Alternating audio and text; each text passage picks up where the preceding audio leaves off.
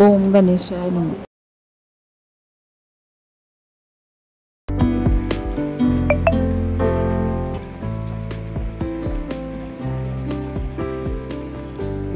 पोरी बघा ह्या एक दोन तीनच ताटा आणि वाट्या घासल्यात आणि माणूस सारखं वाटणी लावल्यात. तो कसं पैसे घेतोय 5-5 रुपये, तसं ह्यांना पण पाहिजे 5-5 रुपये.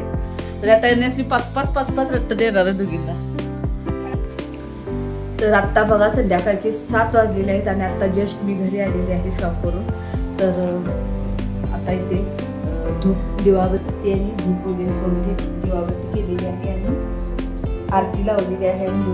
तर आता काय काय स्वयंपाक शिल्लक आहे बघायचं आणि आता काहीतरी गोडाचंच करायचं अशी माझी इच्छा आहे. तर बघूया आता काय करायचं. तर ही आईने मक्याची कणसं शिजवून ठेवलेत. हा सकाळचा एवढा भात शिल्लक राहिला. आता हा फोडणी टाकून पोरींना द्यायचा. हॅलो, हाय, नमस्कार. तुमचे स्वागत आहे माझं मराठी ब्लॉग चॅनलमध्ये. तुम्हा सगळ्यांचा आजचा दिवस आज खूप आनंदाचा आणि पॉझिटिव्ह जाऊ ही बाप्पा चरणी आणि श्री स्वामी समर्थांच्या चरणी प्रार्थना. इथे बघा कांदा, टोमॅटो, कढीपत्ता धुवून घेतलेला आहे आणि हे काजूचे काही तुकडे केले आहेत. हे 1-2 फक्त पाकळ्या केलेले आहेत आणि इथे बघा वेलदोडे आणि हा सगळा मसाला असा ठेवून घेतलेला आहे. तर आज मी काय बनवणार आहे आणि ते डाळ शिजायला ठेवलेली आहे आमटीसाठी आणि ते पाणी उकळायला ठेवलेलं आहे. ते पाणी उकळलेलं आहे. तर बघा आज मी बनवणार आहे गोड शेवाळ्या. तर मसाले भाताची रेसिपी मी तुम्हाला ऑलरेडी 2 वेळा दाखवलेली आहे. तर आज दाखवणार आहे गोड शेवाळ्या. व्हिडिओ कंटिन्यू करा. तर बघा इथे गॅसवरती एक पातेलं ठेवलेलं आहे आणि त्यामध्ये घेतलेलं आहे आपलं घरचं साजूक तूप. तर तूप 2 चमचे घेतलेलं आहे. त्यामध्ये आपण या शेवाळ्या भाजून घेणार आहोत. तर शेवाळ्या छान खमंग लालसर रंग येऊपर्यंत भाजून घ्यायच्या आहेत. तर इथे आपल्या शेवाळ्या लालसर रंगावरती भाजून झालेले आहे. आता यामध्ये आपल्याला गरम पाणी ओतायचं आहे. थंड पाणी अजिबात घालायचं नाही. तर मी ते पाणी गरम करून घेतलेलं आहे ते ओतून घेते. तर मी अंदाजानेच पाणी घातलेलं आहे. आता यावरती झाकण लावून शिजण्यासाठी ठेवणार आहे. तोपर्यंत आपण बघूया की त्यासाठी काय काय ड्रायफ्रूट मी घेतलेले आहेत. तर इथे बघा काजू घेतलेले आहेत बारीक तुकडे करून. शेवाळ्या शिजण्याआधीच आपल्याला काजू यामध्ये टाकायचे आहेत म्हणजे शेवाळ्याबरोबर काजू देखील थोडे शिजले जातील. तर इथे बघा पाणी आणि काजू टाकल्यानंतर फक्त मी 2च मिनटं प्लेट झाकून ठेवलं होतं. तर 2 मिनटामध्ये आपल्या शेवाळ्या बघा शिजून किती छान अशा फळफळीत देखील झालेल्या आहेत. आता यामध्ये घालायची आहे आपल्याला साखर. तर मी ते साखर घालून घेते. तर साखर घातल्यावर थोडं परतून पुन्हा त्याच्यावर प्लेट झाकून ठेवायचं आहे म्हणजे साखर पूर्ण विरघळली जाईल. तर इथे बघा शेवाळ्या जोपर्यंत आपल्या शिजत आहेत तोपर्यंत मी गॅस कट्टावरचा सर्व पसारा आवरून घेते आणि सोबत मी पुसूनसुद्धा घेते.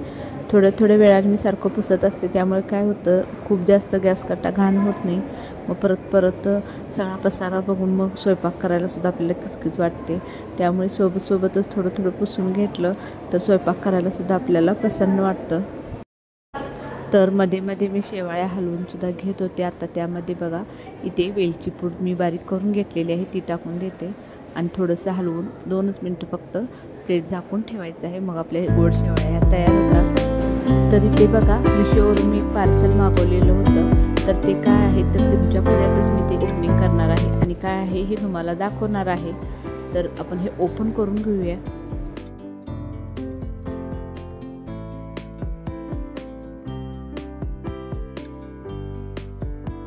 तर हे आहे कॉटनचं ड्रेसचं मटेरियल आहे. यामध्ये पॅन्टचं कापड नाही फक्त कुर्तीचं कापड आहे.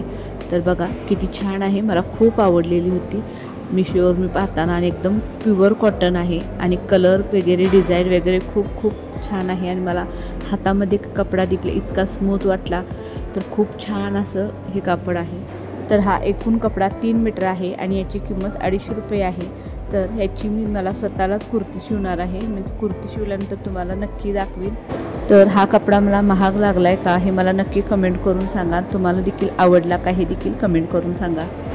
तर इथे बघा मानसने आमच्या क्लेपासून काय बनवलेलं आहे. तर शाळेला सुट्टी असली की त्याचं हे असं काय घरामध्ये असे उद्योग चालू असतात.